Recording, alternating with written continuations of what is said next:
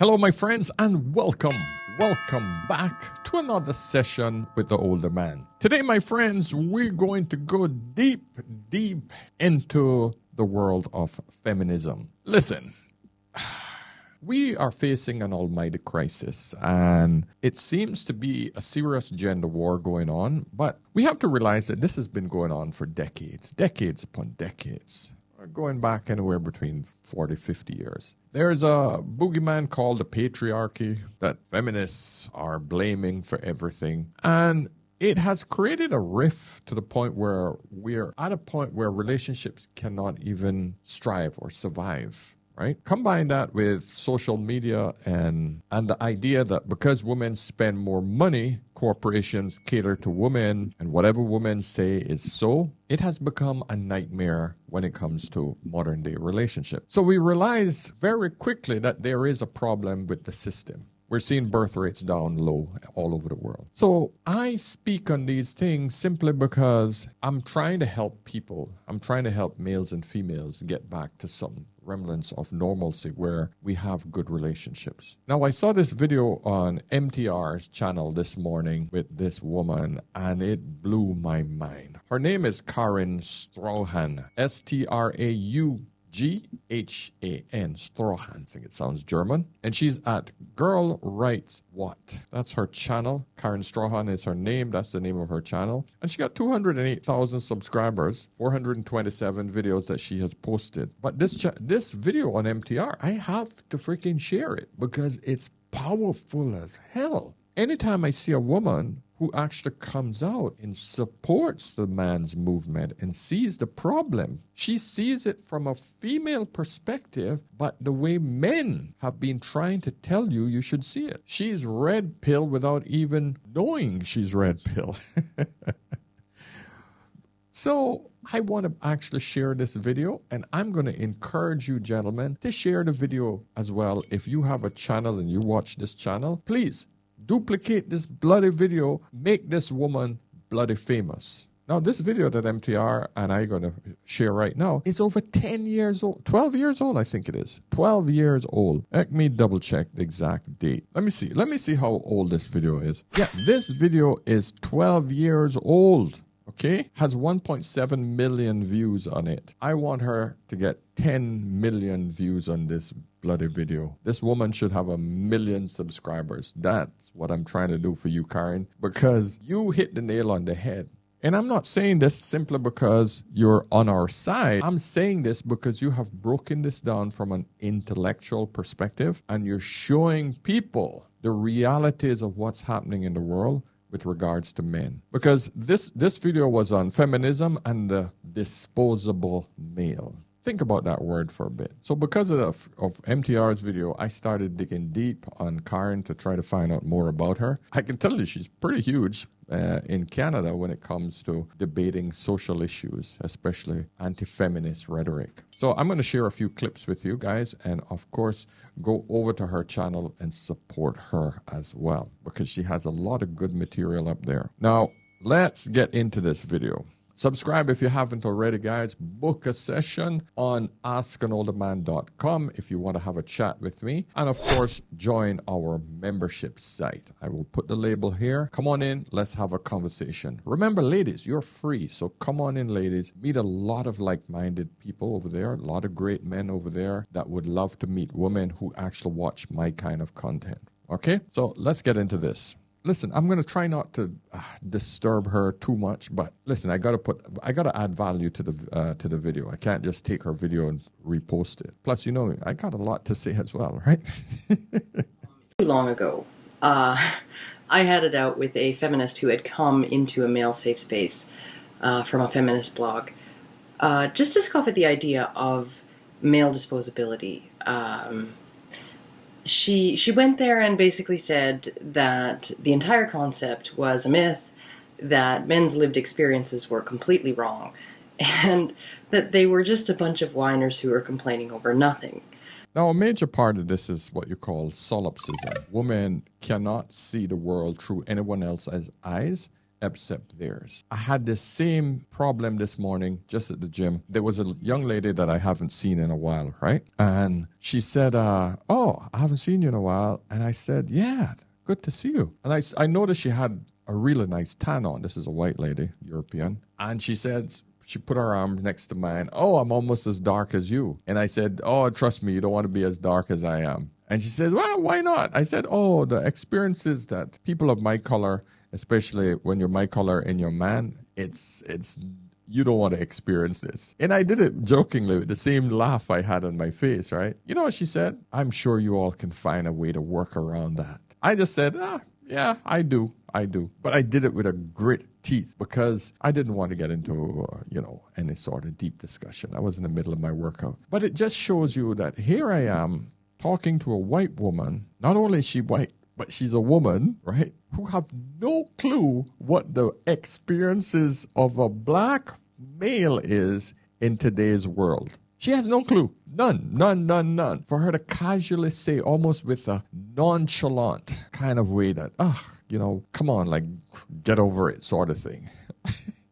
I don't want to digress too much, but I just thought I'd tell you that story to just explain to you and show you that women have no clue, no empathy towards others. This whole thing about women empathetic, no, it's a myth. They only see the world from their eyes.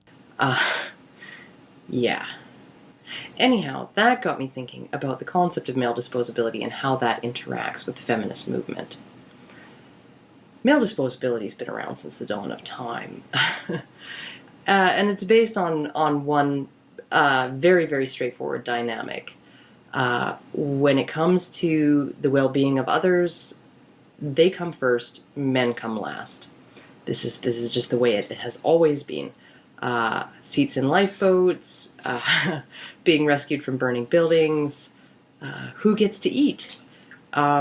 Yeah, I see it over here. A lot of Russian and Ukrainian girls over here right now partying it up, looking for that D, just having a great old time. While the men are in Ukraine getting killed off, dying by the thousands every month, suffering like hell. But women and children, they could leave. They're safe. Yeah, they don't think about that. Really, society places men dead last every time, and society expects men to place themselves dead last every time. Humans have always had a dynamic of women and children first, and that has not changed at all. The 93% workplace death gap has to be evidence of this, if only because there's nobody with any kind of importance or power who's interested in changing it at all. In fact, I remember reading an article in a BC paper not long ago that described the increasing proportion of female injuries on the job as a huge problem. And the insane thing was, the change reflected a decrease in male injuries rather than an increase in female ones.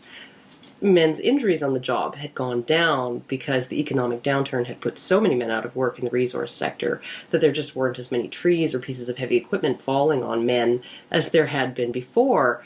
And yet, this was framed as a huge problem for women that required immediate action to solve. It blows my mind that women think that they could do a man's job, dangerous job, without the physical strength, the prowess of a man, the speed and the energy of a man to avoid an accident, anticipate an accident. They don't have those skills. Those are innate in most men. Women don't have those skills. I'm trying to find out how many men died in the building of the Panama Canal, okay? I think it was an astronomical number. I got to check it out. I got to look it up because I'm curious now. Can you tell me how many men died in the building of the Panama Canal? During the construction of the Panama Canal, it's estimated that around 25,000 workers.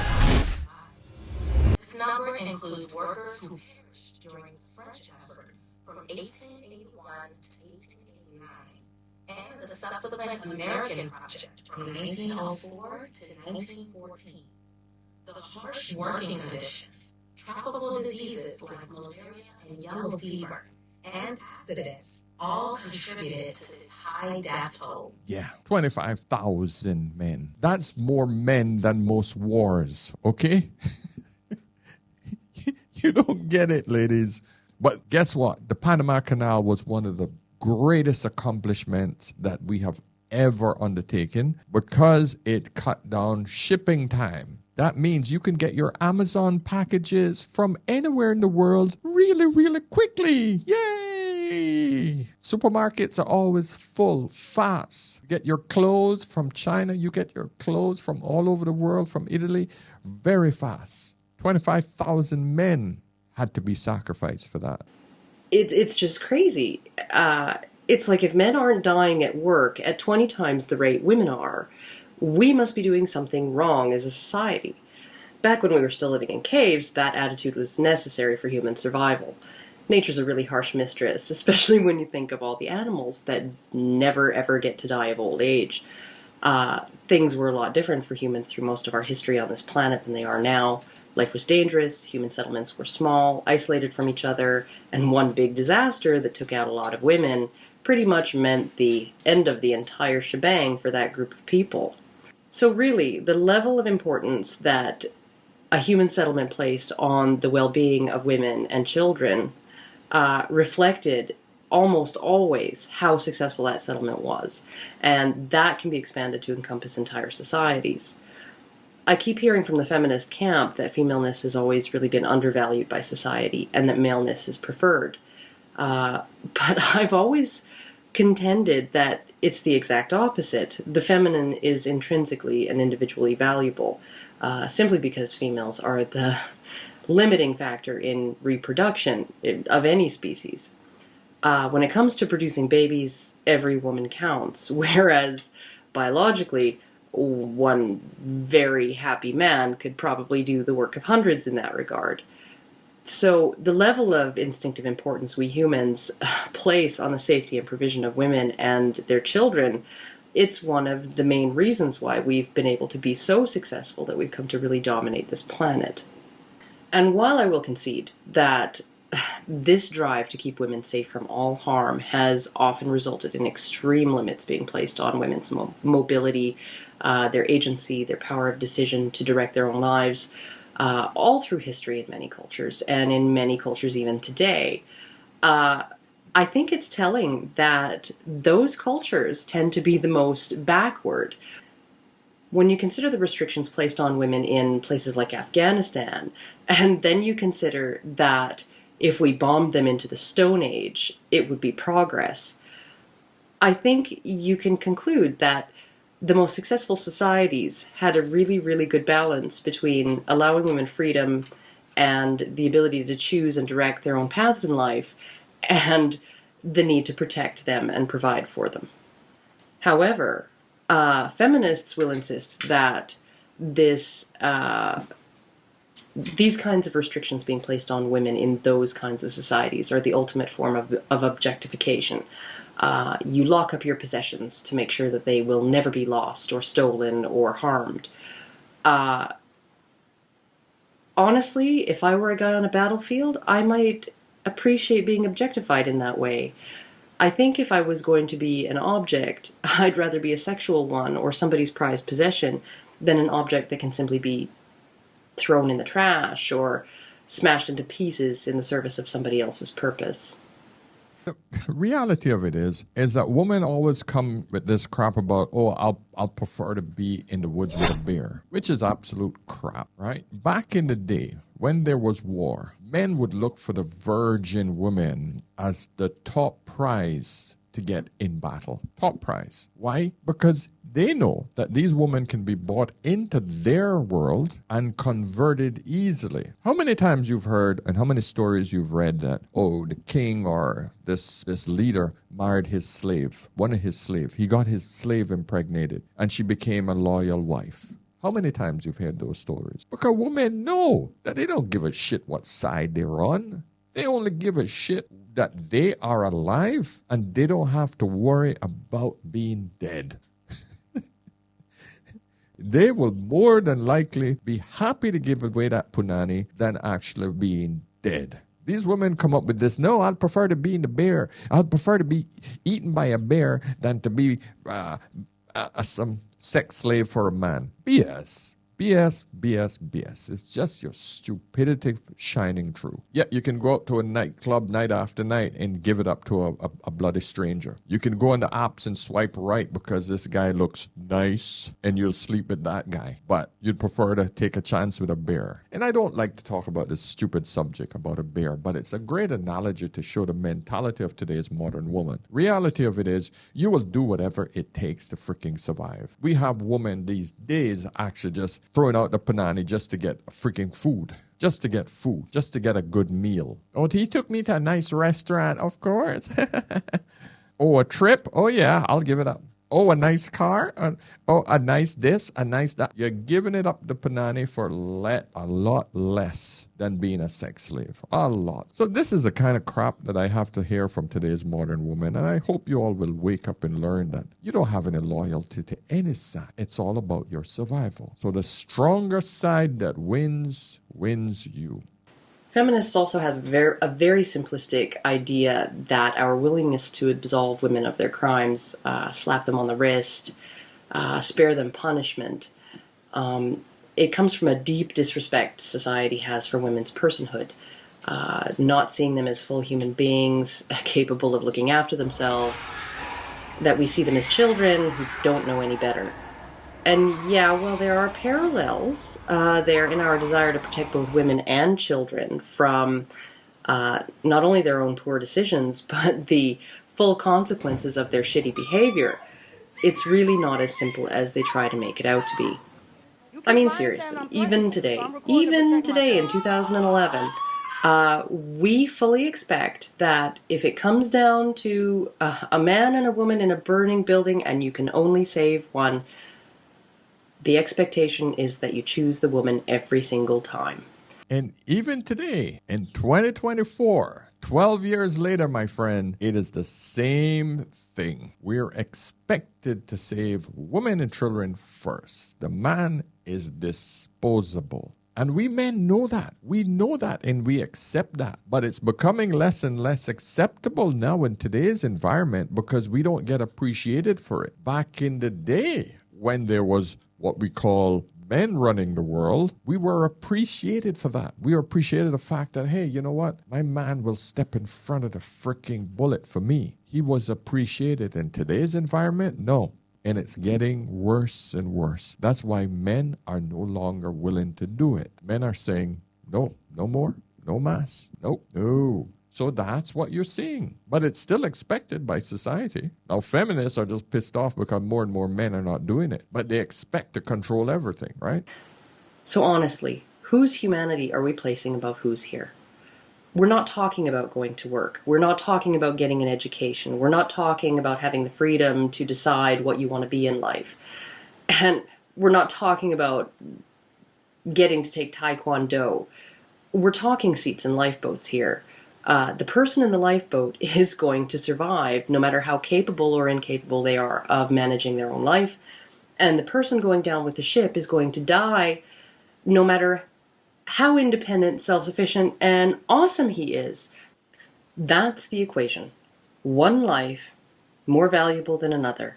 Yeah. That's the same thing that's happening in Ukraine. A ticket on that plane to get out. No, you can't. But the women, gladly. Put them on the train, get them out of the country. Put them on that plane, get them out of the country. Over here in Dubai, sitting on the beaches, relaxing, having a great old time. Men are dying. No feminists in a fire and no feminists in war. And the woman wins every time. So honestly, is there any argument anywhere that women's humanity has always been held in higher regard by society than men's?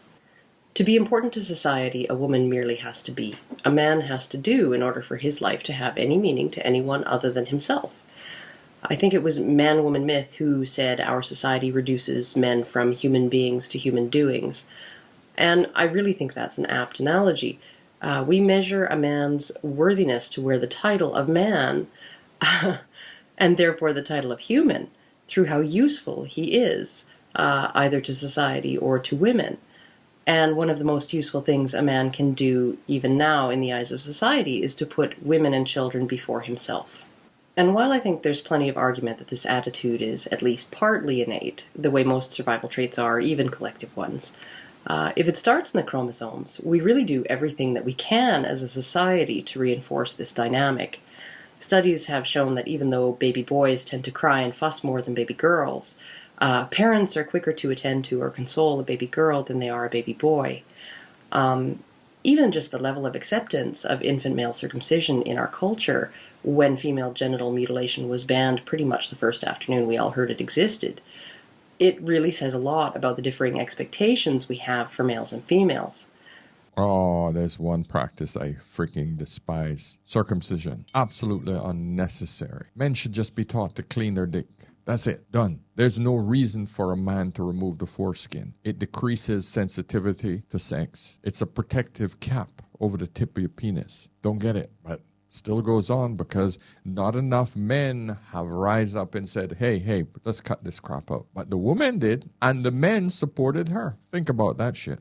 I mean, speaking as a mother, the last thing I would have ever wanted was to hear my child cry, especially when they're at an age when they're completely helpless, completely at the mercy of outside forces, and utterly dependent on the adults in their lives for every last thing. And yet, even knowing how painful that cut is, we expect baby boys, only days old, for fuck's sake, to just suck that up. And just think about what even these very first interactions and experiences, these differences in how we nurture our babies, depending on what gender they are, what this teaches them. What do we teach baby girls when we attend to their crying so quickly? We teach them to ask for help because their needs are important. We teach them to let us know when they're afraid or in pain because it's important for us to know when they're sick or in danger or hurt, so we can do something about it. We teach them that when they're sad or lonely, to summon comfort, and comfort will be there. We teach them that they're important. Their needs and well-being, both emotional and physical, are important just because. And what are we teaching baby boys when we leave them to cry? We teach them there's not much point in seeking help because it will be grudgingly given, if at all. We teach them that they should become self-contained in their ability to deal with emotions like fear, helplessness, loneliness, sadness, pain, distress. We teach them stoicism. We teach them to suck it up. We teach them that their fear and their pain are things that are best ignored. We teach them that their emotional and physical well-being are just not as important as other things. I mean, given all of that, is it any wonder it's like pulling teeth to get a man to go to the doctor when he's sick? What we're teaching that baby boy is all the things a man needs to know and feel and believe about himself if he's going to stand in front of a cabin with a rifle while his wife and kids hide inside. We're preparing him for the day he has to fix a bayonet to a rifle and charge a hill under enemy fire. And we're preparing him to make a decision to resign himself to an icy fate while women and children escape in the lifeboats. We are really teaching him to internalize his own disposability.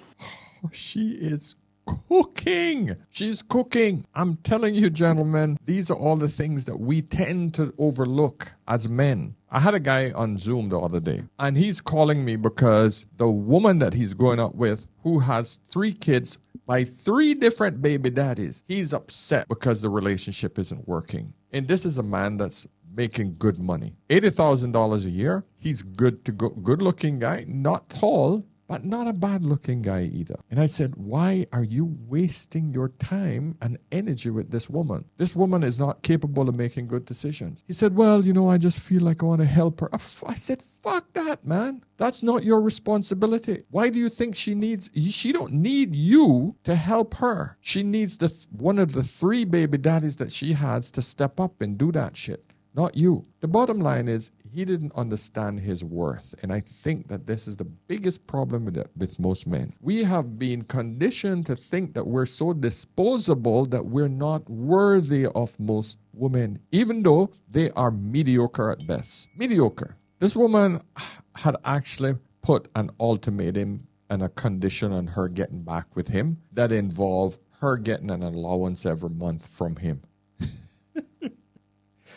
I said, are you kidding me? I said she should be paying you. And he actually never woke up and realized this until he had called me. And he said, I know this is the reason why I needed to call you. I knew it. I knew it. So he said, good. I'm so happy I called you because now I know the decision I have to make. And I said, yeah, it should have been clear. I was hard on him, but I want you guys to know that you're worth more. You're not disposable. But a lot of women are still looking at you as disposable, and they deserve to take and take from you. You are the plow horse in their eyes. You're supposed to be working for them. This woman is telling you that's BS. You shouldn't be like that. And baby girls, by attending to her crying so quickly, by letting her know she's inherently important to us, we're preparing her for the day she has to think of her own safety first, even if it means the man she loves is left standing alone with a rifle in front of a cabin.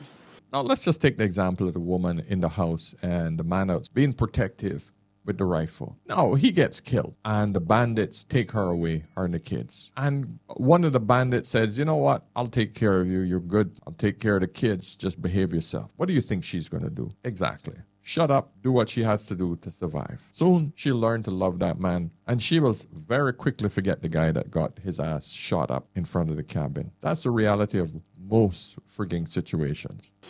We're preparing her to take that seat in the lifeboat. We're training her to not allow guilt or empathy or acknowledgement of a man's humanity or any sense that he might just maybe deserve it more to convince her to give her seat to him. Because for millennia, the human species absolutely depended on her feeling 100% entitled to that seat. And that brings me to feminism. You know, the patriarchy smashers, those righteous avengers of equality, dogged dismantlers of every single gender role. What exactly is feminism doing to dismantle this traditional role of the disposable male? Feminism's greatest victories have only reinforced in everyone that society still owes women provision, protection, help, and support just because they're women. In its collective dismissal and abandonment of male victims of domestic violence, it only reinforces in men that it's pointless for them to ask for help because men's needs are of no relevance, and their fear and pain don't mean anything to anyone.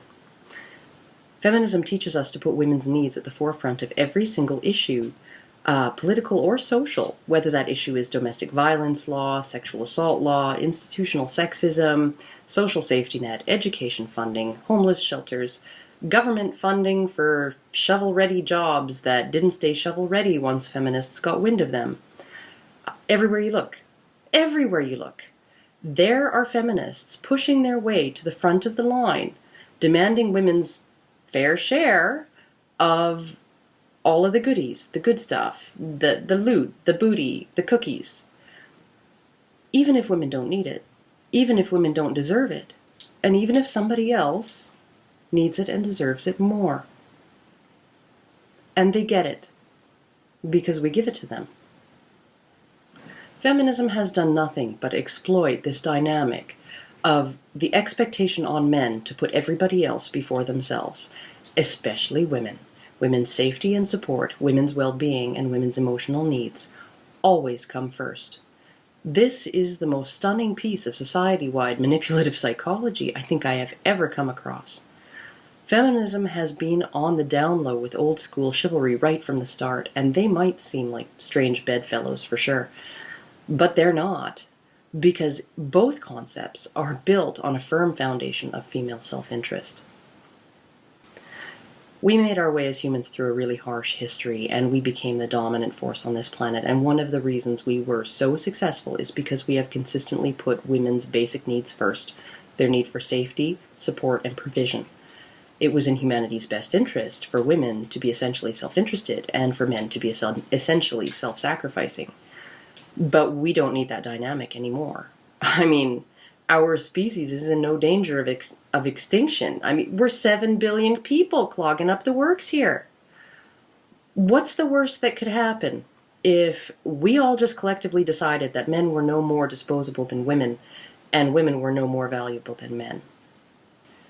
In fact, the greatest danger I see to us right now is that in our desperation to bend over and give women everything they want and everything that they say they need, we've unbalanced society to the point where we're just in danger of seriously toppling over. and we are toppling over. Birth rates have been plummeting. It wasn't so bad 12 years ago. Now it has multiplied on itself. More and more people are opting out of having kids. Now, you might say, oh, it's because it's too expensive. I can say, yes, that's part of it. But the majority of it is more and more women want to be like men, and they're giving up their wifely duties. I'm not a baby-making machine, and that whole push by feminism, that is what is decreasing the birth rates more than anything else. Feminism isn't working. That's the reality of it. Fast forward 2 more years, and she did a talk at Ryerson University in Toronto. This was a pretty interesting topic. Some of you might not be aware that in a couple of weeks I'm going to be in New Hampshire taking part in a panel discussion with feminist Naomi Wolf. And the discussion topic will be, is feminism necessary? And I expect that the mere asking of that question is going to evoke more gasps of outrage and more animosity from the audience than a similar but slightly different question asked at a recent monk debate. Actually, a resolution. Be it resolved, men are obsolete. And if we're going to take a moment to examine the subjects of these two propositions, right? One is a group of people defined by an accident of birth, and the other is a political movement, a set of goals, and a way of thinking about the world. And even if we take a moment to examine the words necessary and the word obsolete, right? What did they tell us? Not necessary tells us that something isn't intimately tied to our survival. We could be talking about a really awesome movie that it wouldn't kill us to not see, but we'll still pay for it, and we'll still enjoy, and we still really want to see it.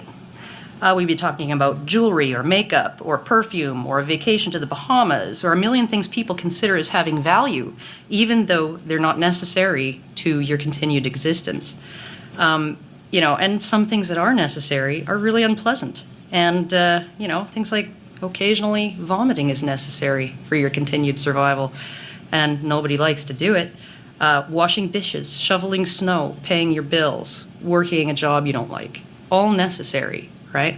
But you don't want to do them. In many cases, we begrudgingly do what is necessary so that we can, if we're lucky, indulge in what is not necessary. We all need to eat, but we don't need to pay $100 a plate for food prepared by a celebrity chef. So necessary imposes no judgment of worth or value or of good or bad. But then there's obsolete. What are the implications of that word? What types of things do we apply it to? Leaded gasoline, VHS players, 8-track tape players, rotary dial phones, ice boxes. Things you throw in the trash when they're no longer useful to you. Because they take up space you'd rather fill with something else, something that gets it done better. Right? It's an appraisal of value to a user and has definite connotations regarding good or bad. We have things like dumps, scrap yards, and recycling facilities in part because we need some place to leave things that are obsolete. We put the obsolete things that are no longer useful or no longer good enough for us right there, and then we replace them with something better.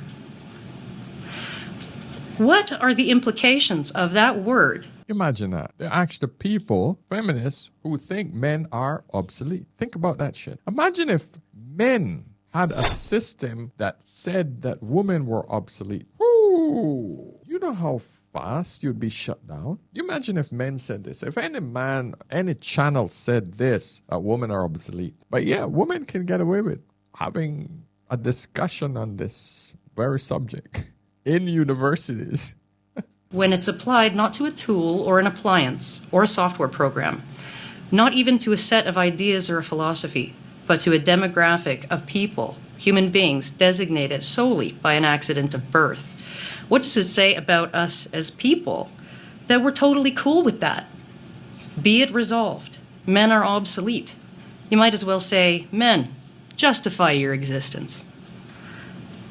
I'm not going to bore everyone here with the mind-boggling array of statistics that prove that men are not, in fact, obsolete. Anyone can go look at the Census Bureau's labor statistics and observe that it is almost entirely men who keep the lights on, the water running, and the planes from falling out of the sky. Yeah, but women don't want to hear that. No, women don't want to hear about facts. For them, facts doesn't matter. It's about how we feel. We feel that men are obsolete. Jesus. Oh, my friends, listen, man. Go over to this woman channel and support her. That last video came from another channel. Yeah, that last video came from the Canadian Centre for Men and Families. And she was there talking about are men obsolete. So go over there. I'll put the link for both of these videos in the description of this so you guys can easily know how to link to her page. I think the more women that wake up and see the problems that we have, I think we can probably steer this ship in a different direction. I don't know. The idea is we can't give up. We just got to keep trying, right? So, my friends, let me know your thoughts. Let's have a conversation. Come on over to the membership site. Let's have some deep discussion. And so, my friends, until next time, remember, whenever in doubt, always, always ask an older man. I'll see you in the next one. Cheers.